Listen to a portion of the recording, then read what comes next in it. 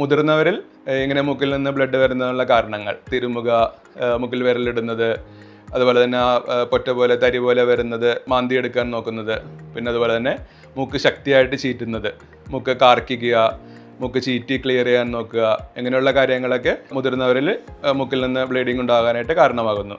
പിന്നെ നേരത്തെ പറഞ്ഞ പോലെ തന്നെ റിപ്പീറ്റ് ആയിട്ടുള്ള അലർജി, ഇൻഫെക്ഷനുകൾ, സൈനസ് ഇൻഫെക്ഷനുകൾ എന്നിവയൊക്കെ മൂക്കിൽ നിന്ന് ബ്ലഡ് വരാനായിട്ട് കാരണമാകുന്നു.